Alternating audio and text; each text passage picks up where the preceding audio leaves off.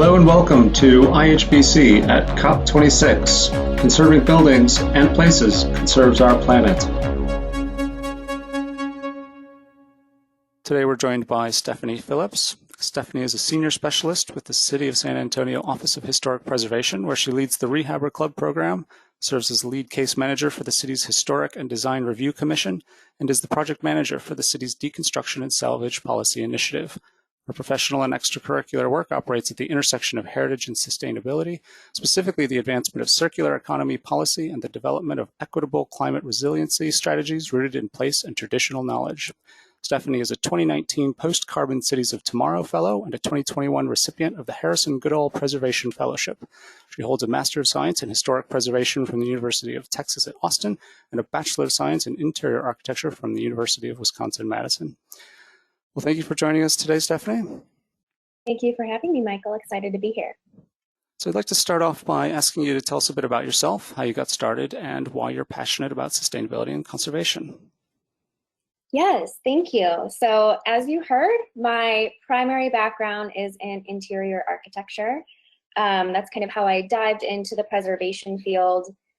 The way that I kind of ended up in the preservation space was, my program focused on interior architecture was really kind of void of designing for a particular place or community. It was kind of like, here's a box and fill it. And I was very interested in being able to fully understand the context by which we use design to, contribute to a community. So my first dive into preservation, and I love telling this story because I included it on my graduate applications. I went to undergraduate school in Madison, Wisconsin, which has this really fabulous pedestrian-only main street. So no cars, all circa 1900s buildings. And as I was walking to an internship, I was kind of like staring at the cornices of these buildings. And I literally ran into a light pole, like just banged right into a light pole, walk into my internship because I was staring at old architecture. And I feel like a lot of people listening to this can relate to that. But I realized that there was such a great value and potential in being able to design with something that already exists. It's a challenge that makes the design world that much more exciting. So I was fortunate enough to volunteer with the City of Madison's Preservation Department, which kind of got my toes wet in terms of what preservation planning might look like at a municipal level, and then went to graduate school where I was fortunate enough to transition into my first role with the government, which was as a preservation project assistant for the exterior restoration of the Texas State Capitol building. And that is a circa 1888 beautiful granite structure with 777 wood windows. And my first project out of graduate school was kind of coordinating that restoration effort. And anyone that knows me will know that I will tell you that wood windows are the coolest thing to ever exist ever. And I transitioned that love into the Office of Historic Preservation at the City of San Antonio, which is where I'm about to celebrate my 5-year anniversary. And a lot of the work that I do is preservation planning focused, but because that planning engages our community and our residents so often, not only are we dealing with kind of the retention of historic districts and collections of buildings, but we're also talking with historic property owners daily about the value of retaining original materials and historic context and ensuring that all of that is retained. So that's where I'm at now, and it's been a wonderful journey. No, that's fantastic. Good. So the City of San Antonio Office of Historic Preservation, could you expand a little bit on what the role of that office is? Yes. So the City of San Antonio's Office of Historic Preservation is a really unique office, not only in Texas, but in the entire country, in the United States. Usually historic preservation offices or departments are kind of nestled within a planning office or a development office. And our office is a standalone department, meaning that our director, Shannon Miller, who is amazing, reports directly to the city manager. She kind of has that direct line of access to city leadership. And we have over 20 staff members dedicated exclusively to our office, which is amazing. We are so fortunate to have all of these amazing staff members and resources. And I work primarily with kind of our preservation planning arm. So kind of the traditional design review that you might anticipate from a municipal preservation office, doing design review, reviewing new construction and changes to districts. But we also have a lot of other divisions, including archaeology. We have 2 city archaeologists that look at archaeological resources in San Antonio. We have a division called Living Heritage, which focuses on a lot of the intangible parts of our job, which is really exciting. So talking about legacy businesses, cultural heritage districts, rebuilding our traditional trades. We have a budding Living Heritage Trades Academy. And then we also have other divisions that focus on kind of expanding, what our role can be in the city. Designation and landmarking, using digital tools to document historic spaces. We really kind of run the gamut of what our office does, and it is unusual, but also such a important expansion of what heritage can be in a city. Now, you're the project manager for your city's Deconstruction and Salvage Policy Initiative. Can you tell us what deconstruction is, what that means? And yes, I would love to. I could talk about this forever. So deconstruction is a building removal method. It is the systematic disassembly of a structure in the opposite order it was constructed, with a goal of maximizing kind of the salvage and reuse of building materials. It's often referred to unbuilding or reverse engineering because unlike a demolition site where you're using kind of large machinery to quickly remove a structure, when you're removing a structure via deconstruction, it almost looks more like a traditional construction site because you're using human labor to take down a building from the roof to the foundation, and you're carefully dismantling it board by board, brick by brick, to retain the highest value and reuse of materials. And this is really important to us because studies show that a house deconstruction, if it's done, well, can divert around 65% to 85% from the landfill. And in some cases, depending on, the construction methods of the structure, it can reclaim up to 95% of materials from the landfill. And that's really critical for us when we're talking about heritage conservation, because when we're sending building materials to the landfill, we're completely eliminating the opportunity to reclaim them. And from a conservation perspective, what we're really interested in doing is capturing those materials that are already heading to the landfill and redirecting them to repair existing historic structures that are going to live on. We've been using this analogy like an organ donor. A building may have reached the end of its useful life, but its parts and pieces can help sustain the lives of other historic structures. No, very interesting analogy. Do you worry about this sort of loss of context or significance, especially when it comes to sort of a sense of place with these historic buildings sort of disappearing at all, or is it sort of a case of they're already sort of marked to come down, nothing to be done there, but just try to get the best sort of possible outcome after that?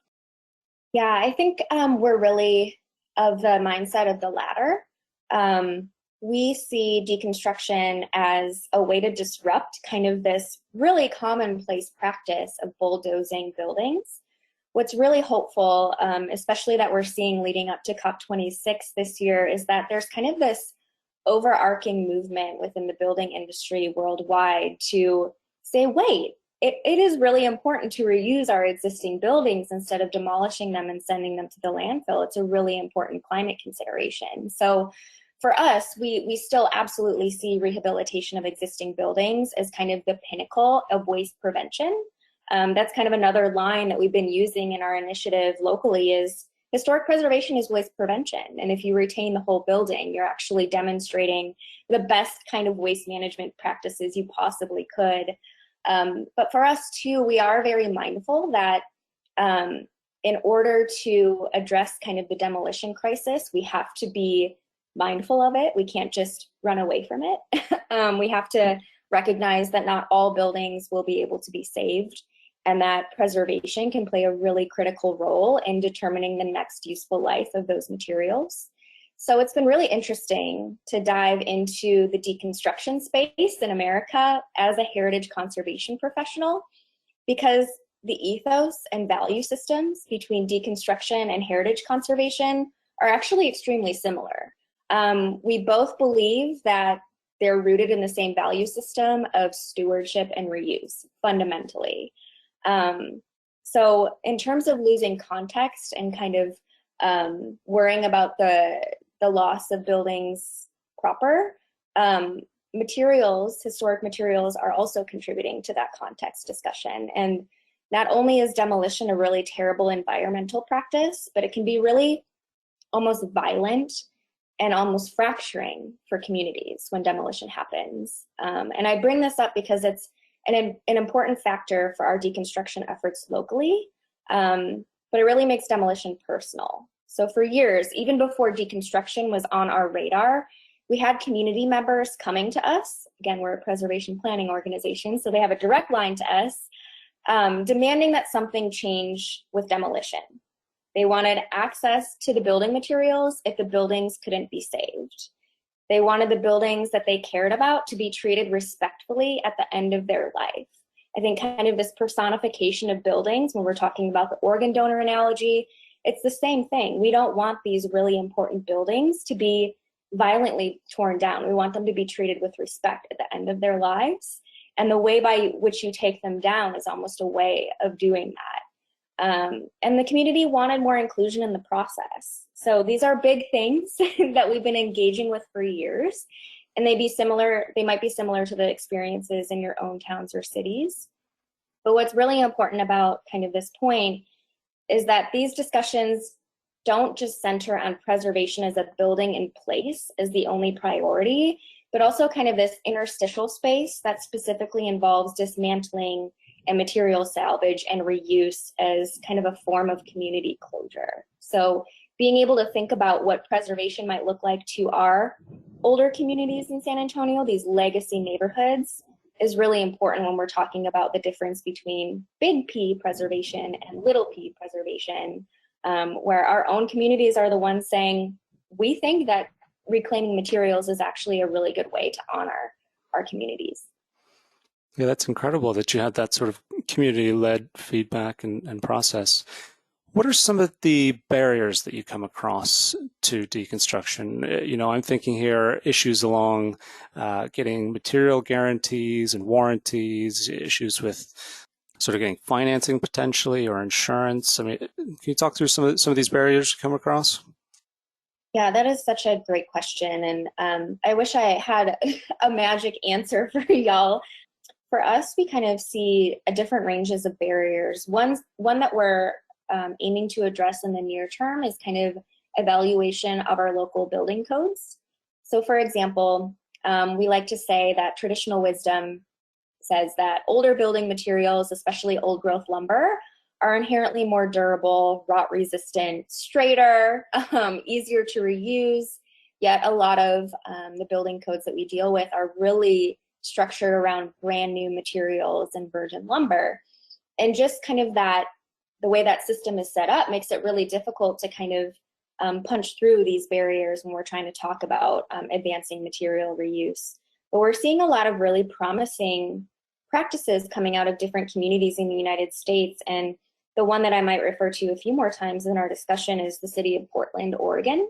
The city of Portland has the first deconstruction ordinance or mandate in North America, which has been in place since 2016.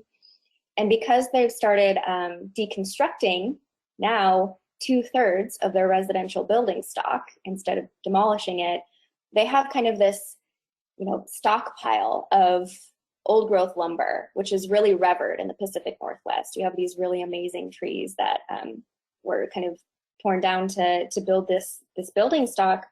So what they're seeing is universities, new startup communities and businesses taking that old growth lumber and using it to mill cross-laminated timber, for example. which is really exciting because you're using lumber that already exists. You're not tearing down more trees to create this product.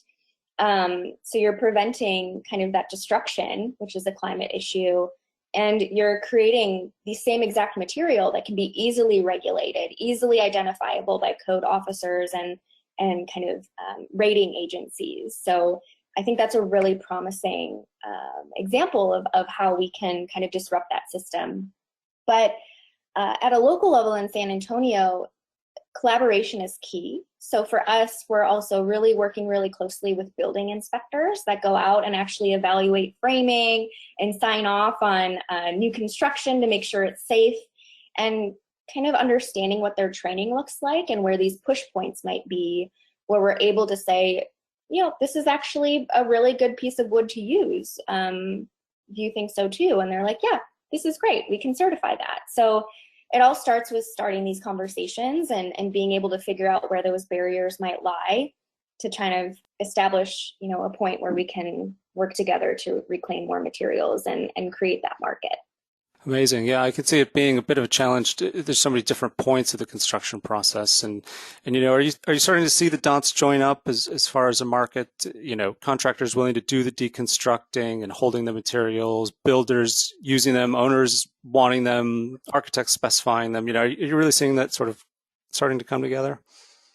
Yes, I love that you listed like all of these players that are integral to this advancement. I think that's what I love so much about talking about deconstruction, is that there are so many players that need to come together to advance this effort. And what we're really excited about in San Antonio is that just a few months ago, that one of the largest demolition contractors in San Antonio came to us saying, you know, we are really wanting to scale up our deconstruction wing. Like we don't like seeing these materials thrown into the landfill. We see that they have value, but we're not so interested in creating a warehouse or selling the materials. Like we know how to take buildings down. We don't know how to sell materials quite yet. So what are the opportunities for us to kind of scale up our operations, and are there places in San Antonio to take the materials once we take them down? Because we'd be willing to just give it to y'all. And we're like, wow, this is amazing. And a lot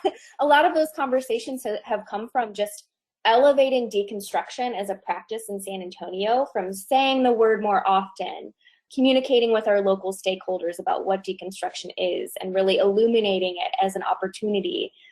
So we do have on the deconstruction side contractors absolutely willing to scale up. On the retail side, kind of the demand side, that's where San Antonio is kind of where we need to see the most growth happen.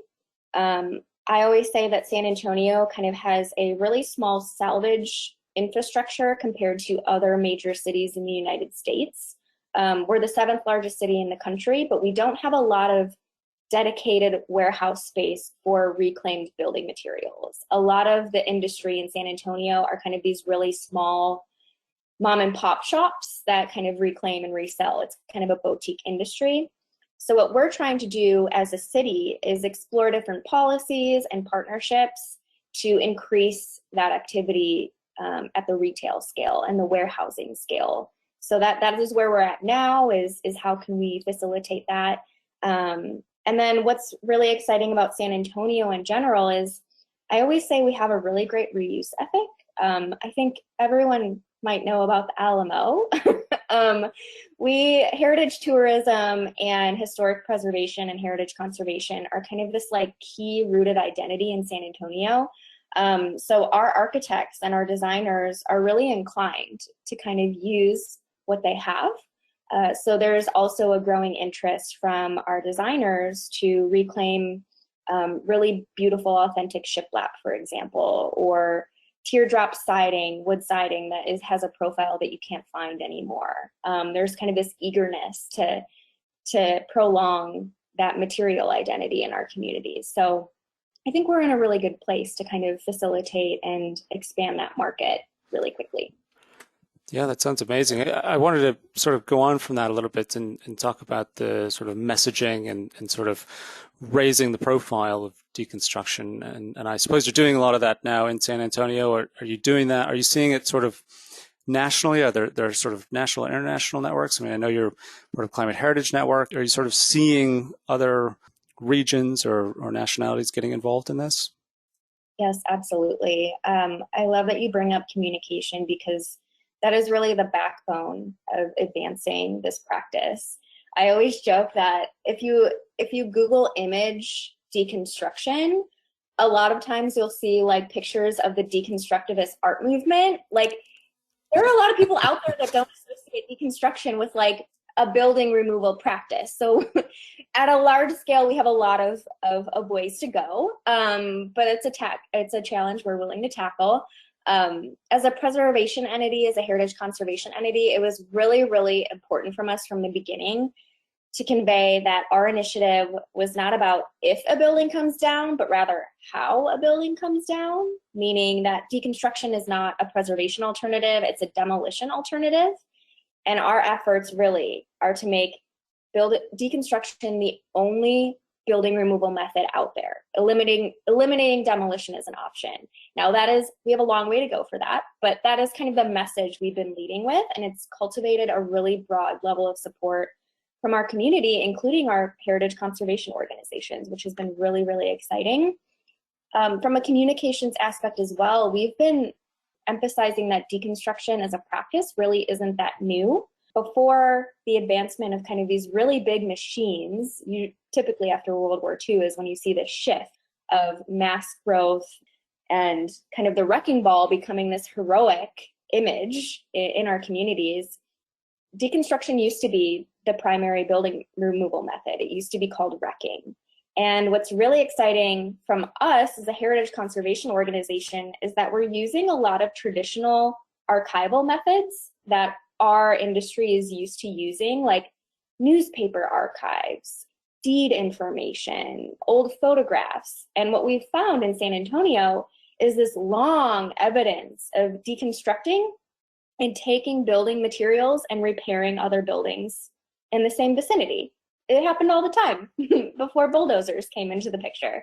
So we like to use that as a communication tool because it really kind of creates this aha moment with our stakeholders, like, oh yeah, like this isn't a brand new concept. I think this is something that we could return to eventually. And as a city, I think one of our primary communication methods has been community events. And I'm going to share a really brief story with you because it's like my favorite example of community engagement ever.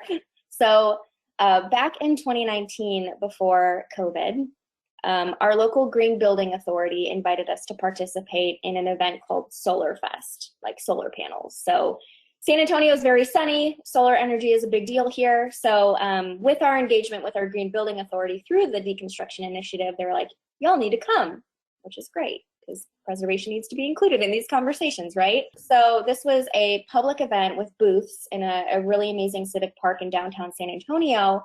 And instead of choosing to focus our booth space on kind of the regulatory aspects of heritage conservation, we decided to use it as an opportunity to focus on deconstruction.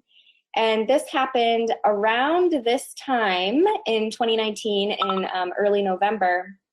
It aligns very closely with the date of American Thanksgiving. And American Thanksgiving involves turkeys. And at the presidential level, the president always pardons a turkey, right, from Thanksgiving. So we wanted to kind of play a riff on that. And our office created this turkey statue from salvaged materials using reclaimed lumber as her body, old door poles as her eyeballs, and her little like waddle, if that's what you call it. And we named her Sally. And I still am in awe that we managed to convince our city leadership, including our mayor, to pardon Sally, the salvaged turkey, from the landfill in front of all of these people at this community event. It sounds really, really silly. I mean, it was amazing. This is a career highlight. That's amazing. But the reason I mention that is because we created this, kind of fake proclamation that the mayor read, and it included information about our office's efforts to reduce landfill waste, to advance reuse in the local economy, to preserve buildings, as a member of the Climate Heritage Network. So even though it kind of was this fun, cheeky event, it was just another way to reaffirm how a preservation organization can lead these conversations around environmental stewardship and reuse. So that has really been our goal with all of our communication efforts locally. And I love that you mentioned the Climate Heritage Network, because it has been such a really inspiring way to funnel kind of local innovation and advancement up into an international community. So as you know, the Climate Heritage Network is a mutual support network of cities, arts organizations, heritage organizations, NGOs, universities that are broadly committed to advancing the Paris Climate Agreement. And it foregrounds cultural heritage as climate action. And I think that that is kind of the international element of what I've been illustrating locally, is like we are trying to use heritage as a form of climate action, and deconstruction and reuse of building materials is really kind of that vehicle. And it goes back to the old adage, if you want to go fast, go alone. If you want to go far, go together. So the Climate Heritage Network is kind of this international space where we can advance that and partner and move quicker and faster to address our climate crisis. So communication is key, and so is partnerships, and that's kind of been the fundamental basis of how we've approached all of our work. I understand you've been awarded a 2021 Harrison Goodall Fellowship and will be launching the Circular Heritage Project as a component. Congratulations, first off. Could you tell us a little bit about what the Circular Heritage Project is or will be? Yes, thanks for bringing that up. So the Heritage Goodall Preservation Fellowship is an American fellowship that gives the opportunity for professionals to pursue a focused pursuit that kind of makes a meaningful contribution to the field of heritage conservation and support the stewardship of historic resources. And what I love about the fellowship is that it really is focused on innovation within the heritage conservation field. So I see being awarded a fellowship as a really promising, demonstration that talking about deconstruction and material reuse is a really key component of the future of heritage conservation. So my project is called the Circular Heritage Project, and it's really kind of focusing on bringing a common European topic, which is material passports, and exploring how that can be applied to the heritage conservation field in America in practice. So a materials passport is very similar to like a travel passport for us. It provides information on a material's identity, and it makes the end-of-life recovery of certain building materials easier. So instead of, oh, we need to take apart this building and we don't know what we're going to find, a materials passport allows us to understand what we might uncover, and therefore allows other agencies, we were talking about the importance of architects and designers and specifiers to contribute to the advancement of the circular economy. If you're a designer and you know that a building is coming down in a different neighborhood that has, X amount of board feet of lumber, you're like, I can use this in my project. I don't have to use new lumber to do this. So that's kind of the idea. And what I see for materials passports is preservation and heritage conservation. We do a really good job of telling stories of whole buildings. We know how buildings were constructed. We know where those materials came from. So it's almost like just capitalizing on the work that we already do and figuring out how we contribute to the advancement of a circular economy. So not only will the project apply materials passports in that regard and explore how that can be facilitated, but the goal is also to develop preliminary recommendations on how multi-property entities such as, historic house museums, or in America, our National Park Service, municipalities, nonprofits, can apply this concept to existing buildings and create databases of their own buildings and figure out how we can coordinate material transfers easier between buildings. So for example, a window needs to be replaced for whatever reason. Well, maybe another property that we own just down the way could use that material or that window to fix their building.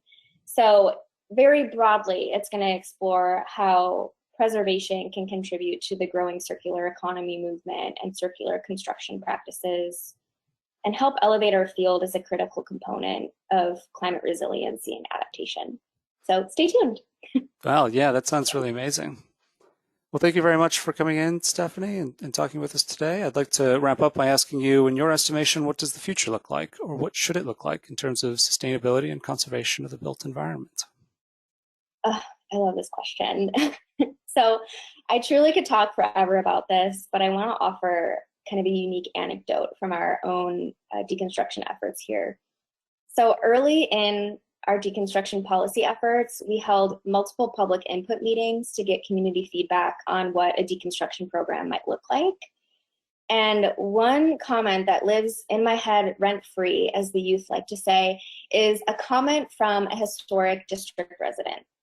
She told us that if a house was coming down in her neighborhood, which was mainly developed in the early 1900s, that her and her neighbors should be the ones with the first opportunity to claim those materials. So for her vision, in essence, was for this micro-circular economy at a neighborhood level, where materials from one 1900s home can be redirected for repair of a similar 1900s home down the street. You know, the materials are similar, the wood came from the same forest most likely, and that is truly a demonstration of an in-kind repair, which kind of eliminates her own dependency on big box stores that carry lumber that may not, you know, maybe a Band-Aid repair in the long term, but she would be better served to use lumber from the same era of construction for her home. So I think about that a lot because that really ties into how material reuse and reclamation can contribute to affordable housing repair, can contribute to affordable housing production, can eliminate our dependency on virgin materials. And, you know, that is kind of the vision of our ambition. And I kind of want to end with like a comment that is extraordinarily hopeful. Where we are at in San Antonio, I had mentioned that we're trying to, as a city, grow our retail space for salvage materials, right? And increase warehousing space. So what we are exploring at this very moment is the creation of a reuse innovation hub. So we're envisioning this physical space where people can drop off salvage materials from buildings that have been deconstructed, and we can use those materials as materials for our Living Heritage Trades Academy. So we do a lot of trades education in our office. So we say, why would we use lumber from a big box store when we can use reclaimed lumber to teach the future craftsmen of our region how to rebuild a window or repair siding? We also see this Reuse Innovation Hub as an opportunity for startups and small businesses to explore kind of that example that I shared in Portland, how we can use existing materials instead of mining our earth for more materials to create new products that can be easily specified in new buildings and new construction for our architects and designers. We also see it as an opportunity to create ways to advance back to affordable housing. Can we create a salvage to accessory dwelling unit concept where kind of like the kit houses of the early 1900s, the Sears kit homes in America, how can we get back to those practices where we're using reclaimed materials and being able to package it up in kits for small scale residential to again reaffirm and address our affordable housing crisis? So this is the vision that we're kind of hoping for San Antonio, and hoping that it kind of catalyzes the same like regional circular economy hub for building materials that we envision. And the best part of all of this is that through our communication efforts, our partnership efforts, you know, our solid waste management department is completely on board with this, and they are willing to help us in any way possible. Our green building community is really inspired by this. Our small business community is really excited about it. So, you know, from the years that we've explored diving into deconstruction as a heritage conservation treatment, it's kind of created what I see as the space where I think the heritage conservation field can operate to be the leaders. I really think that we can be the leaders in the architecture, engineering, and construction industries transition to a more circular building ethic. You know, we can be the ones to lead by example.